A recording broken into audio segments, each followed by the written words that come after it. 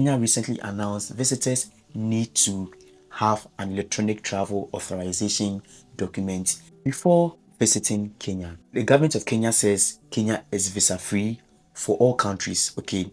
But now, for you to be able to visit Kenya, you need to have this electronic travel authorization or this ETA document from countries. I think it's a smart strategy by President William Ruto because making Kenya visa free and expecting people to pay some amount of money, to go to visit the country, then it's more of like they're trying to generate funds from travelers. In this video, I'm going to be showing you how to go about this electronic travel authorization and all the processes and documents you need to be able to have a successful application for you to be able to visit Kenya. So stay tuned and let's get started. Currently, the 6 countries that are exempted from applying for this ETA documents include Burundi, DRC Congo, we have Rwanda, South Sudan, Tanzania, and Uganda.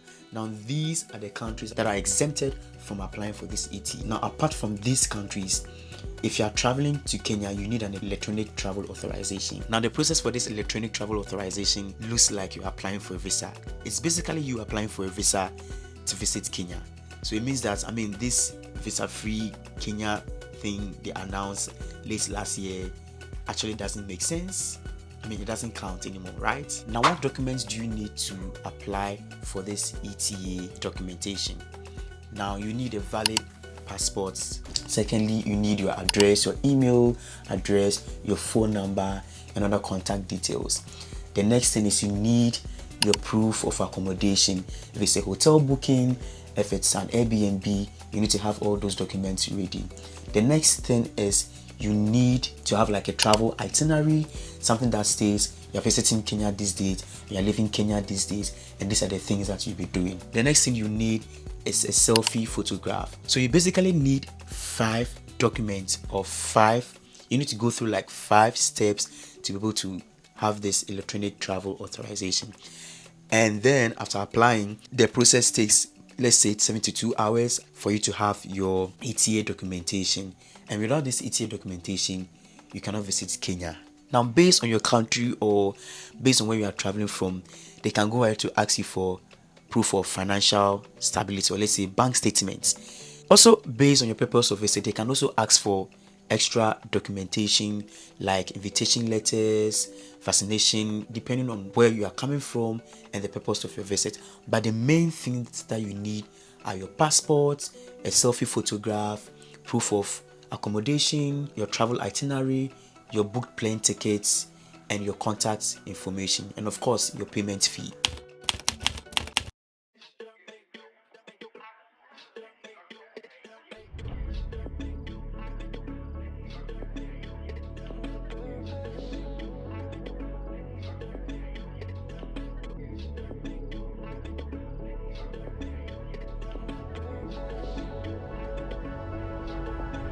Forget about love.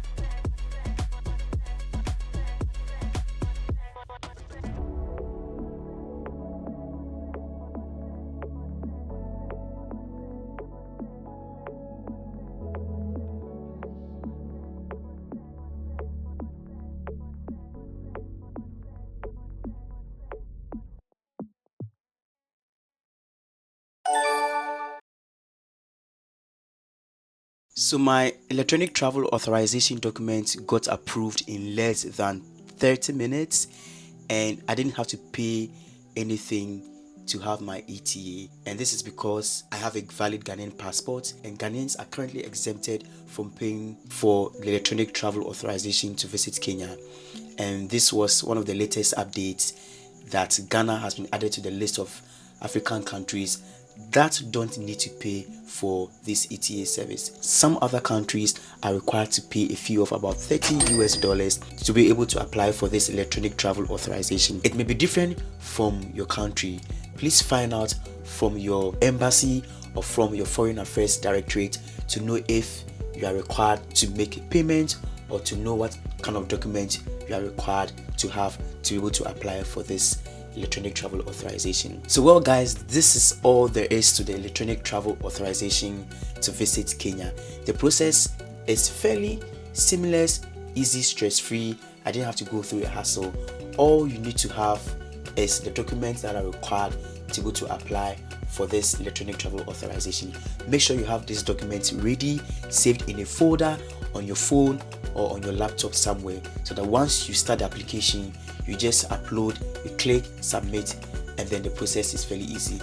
The approval takes less than an hour. In fact, I got my approval within 30 minutes of application. Like I said earlier on, make sure to find out if your country is part of the countries that are exempted or the countries that are not exempted. If you have any questions, drop them in the comment section and I will attend to them. Thanks for watching this video. Do share this video. This might help someone greatly. Don't forget to subscribe, and I'll catch you in my next video. Cheers.